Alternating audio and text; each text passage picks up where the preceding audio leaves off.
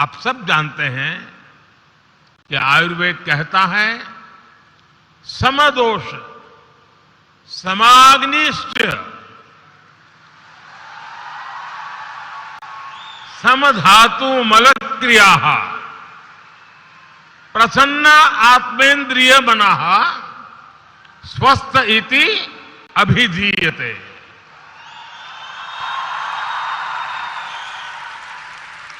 अर्थात जिसके शरीर में संतुलन हो, सभी क्रियाएं संतुलित हो और मन प्रसन्न हो, वही स्वस्थ है। इसलिए आयुर्वेद इलाज से आगे बढ़कर वेलनेस की बात करता है, वेलनेस को प्रमोट करता है। विश्व भी अब तमाम परिवर्तनों और प्रचलनों से निकलकर इस प्राचीन जीवन दर्शन की ओर लौट रहा है। और मुझे इस बात की बहुत खुशी है कि भारत में इसे लेकर काफी पहले से ही काम शुरू हो चुका है। जब मैं गुजरात में मुख्यमंत्री के रूप में काम करता था, हमने उस समय से ही आयुर्वेद को बढ़ावा देने के लिए कई प्रयास शुरू किए थे। हमने आयुर्वेद से जुड़े संस्थानों को बढ़ावा दिया, गुजरात आयुर्वेद यूनिवर्सिटी को आधुनिक बनाने के लिए काम किया। उसका परिणाम है कि आज जामनगर में WHO की तरफ से विश्व का पहला और इकलौता global centre for traditional medicine खोला गया है। देश में भी हमने सरकार में एक अलग आयुष मंत्रालय की स्थापना की, जिससे आयुर्वेद को लेकर उत्साह भी आया और विश्वास भी बढ़ा। आज एम्स की ही तर्ज पर all India institute of Ayurveda भी खुल रहे हैं। इसी वर्ष ग्लोबल आयुष इनोवेशन और इन्वेस्टमेंट समिट का सफल आयोजन भी हुआ है, जिसमें भारत के प्रयासों की तारीफ WHO ने भी की है। अंतर्राष्ट्रीय योग दिवस को भी अब पूरी दुनिया हेल्थ और वेलनेस के ग्लोबल फेस्टिवल के तौर पर सेलिब्रेट करती है। यानी जिस योग और आयुर्वेद को पहले उपेक्षित समझा जाता था, वो आज पूरी मानवता के लिए एक नई उम्मीद बन गया है।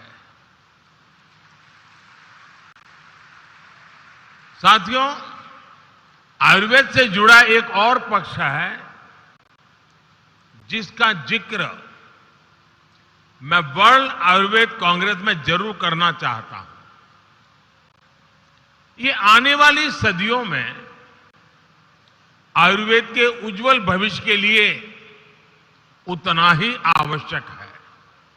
साथियों, आयुर्वेद को लेकर वैश्विक सहमति, सहजता और स्वीकार्यता आने में इतना समय इसलिए लगा क्योंकि आधुनिक विज्ञान में आधार, एविडेंस को, प्रमाण को माना जाता है। हमारे पास आयुर्वेद का परिणाम भी था, प्रभाव भी था, लेकिन प्रमाण के मामले में हम पीछे छूट रहे थे। और इसलिए आज हमें डेटा बेस एविडेंसेस का डॉक्यूमेंटेशन करना अनिवार्य है। इसके लिए हमें लंबे समय तक निरंतर काम करना होगा। हमारा जो मेडिकल डेटा है, जो शोध है, जो जर्नल्स हैं, हमें उन सबको एक साथ लाकर आधुनिक वैज्ञानिक पैरामीटर्स पर हर क्लेम को वेरीफाई करके दिखाना है। भारत में बीते वर्षों में इस दिशा में लार्ज स्केल पर काम हुआ है। एविडेंस बेस्ड रिसर्च डेटा के लिए हमने एक आयुष रिसर्च पोर्टल भी बनाया है। इस पर अब तक के करीब 40,000 रिसर्च स्टडीज का डेटा मौजूद है। कोरोना काल के दौरान भी हमारे यहां आयुष से जुड़ी करीब 150 स्पेसिफिक रिसर्च स्टडीज हुई है। उस अनुभव को आगे बढ़ाते हुए अब हम नेशनल आयुष रिसर्च कंसोर्टियम बनाने की दिशा में भी आगे बढ़ रहे हैं। भारत में यहां एम्स में सेंटर फॉर इंटीग्रेटेड मेडिसिन जैसे संस्थानों ने भी योग और आयुर्वेद से जुड़ी कई महत्वपूर्ण रिसर्च हो रही है।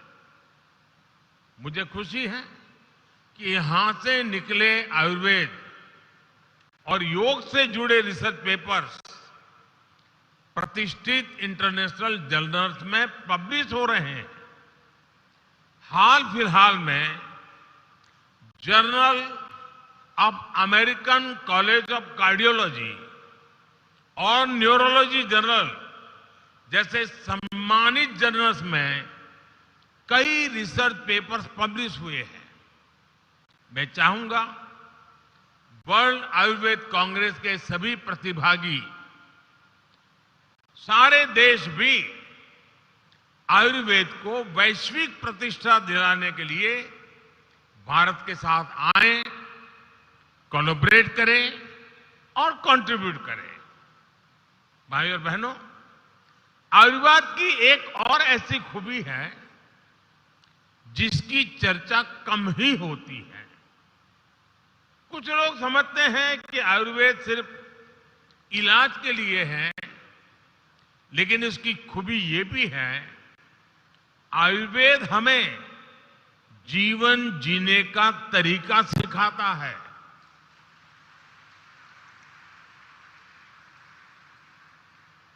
अगर मैं आधुनिक टर्मिनोलॉजी का उपयोग करके आपको बताना चाहूं तो मैं एक आपको उदाहरण देता हूं। आप दुनिया की अच्छी से अच्छी कंपनी की बेहतर से बेहतर कार खरीदें, उस कार के साथ उसकी मैनुअल बुक भी आती है, उसमें कौन सा फ्यूल डालना है, कब और कैसे सर्विसिंग करवानी है, कैसे रखरखाव करना है, हमें ये ध्यान रखना पड़ता है। अगर डीजल इंजन कार में पेट्रोल डाल दिया तो गड़बड़ तय है। इसी तरह आप अगर कोई कंप्यूटर चला रहे हैं तो उसमें उसके सारे हार्डवेयर और सॉफ्टवेयर ठीक काम करने चाहिए। हम हमारी मशीनों का ख्याल तो रखते हैं, लेकिन हमारे शरीर को कैसे खाना, क्या खाना, कैसा रूटीन, क्या नहीं करना चाहिए, इस पर हम ध्यान ही नहीं देते हैं। आयुर्वेद हमें सिखाता है कि हार्डवेयर सॉफ्टवेयर की तरह ही शरीर और मन भी एक साथ स्वस्थ रहने चाहिए, उनमें समन्वय रहना चाहिए।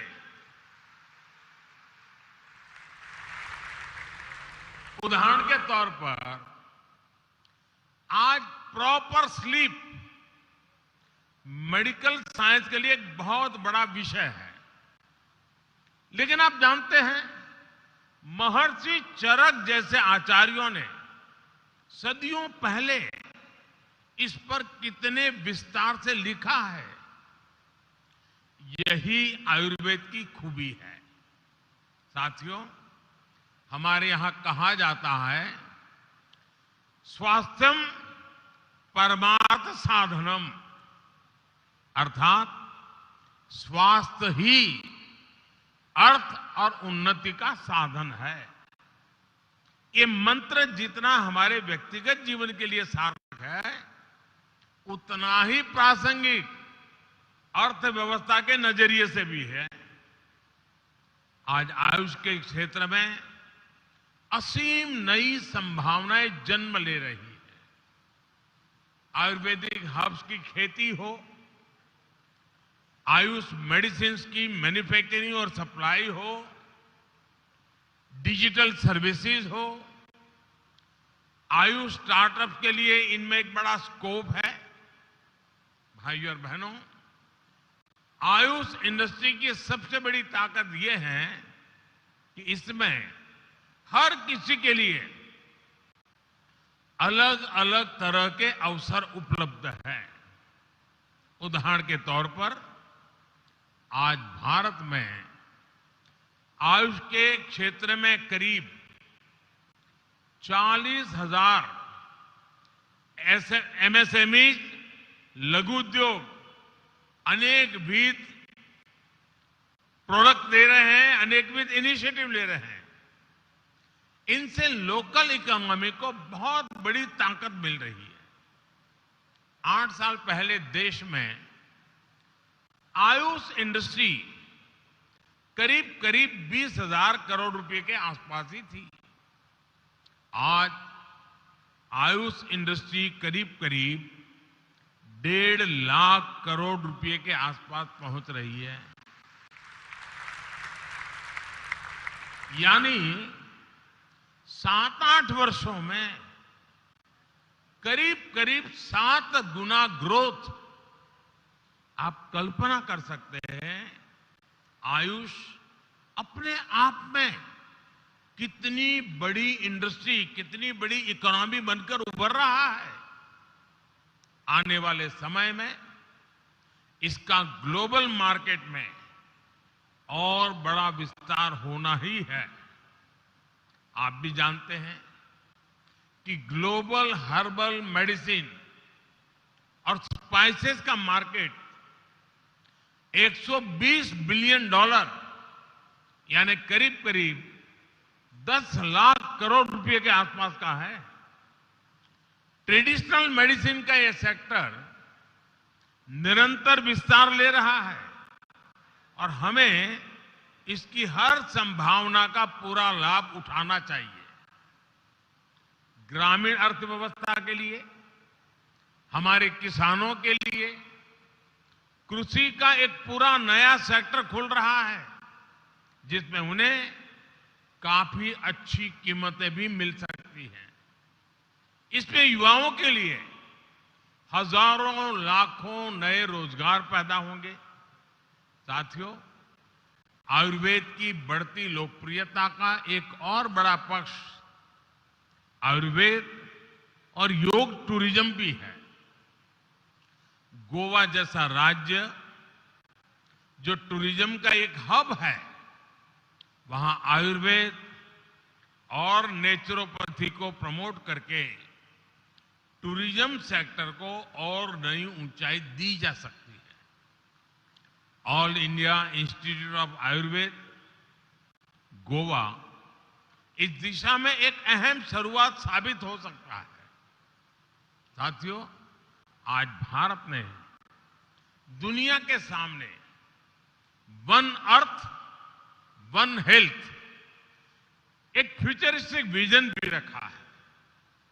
वन अर्थ वन हेल्थ का मतलब है हेल्थ को लेकर एक यूनिवर्सल विजन।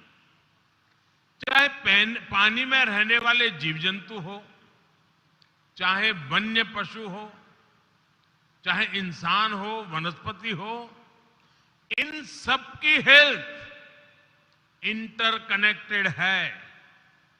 हमें इन्हें आइसोलेशन में देखने की जगह टोटलिटी में देखना होगा। ये होलिस्टिक विजन आयुर्वेद का, भारत की परंपरा और जीवन शैली का हिस्सा रहा है। मैं चाहूंगा गोवा में हो रही इस वर्ल्ड आयुर्वेद कांग्रेस में ऐसे सभी आयामों पर विस्तार से चर्चा हो। हम सभी मिलकर आयुर्वेद और आयुष को कैसे समग्रता से आगे बढ़ा सकते हैं, इसका एक रोड मैप तैयार किया जाए। मुझे विश्वास है आपके प्रयास इस दिशा में जरूर प्रभावी होंगे। इसी विश्वास के साथ आप सभी का बहुत बहुत धन्यवाद और आयुष को, आयुर्वेद को अनेक अनेक शुभकामनाएं।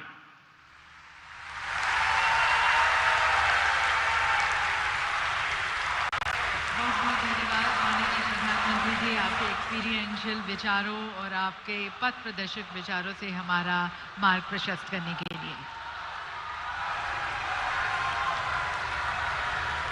बहुत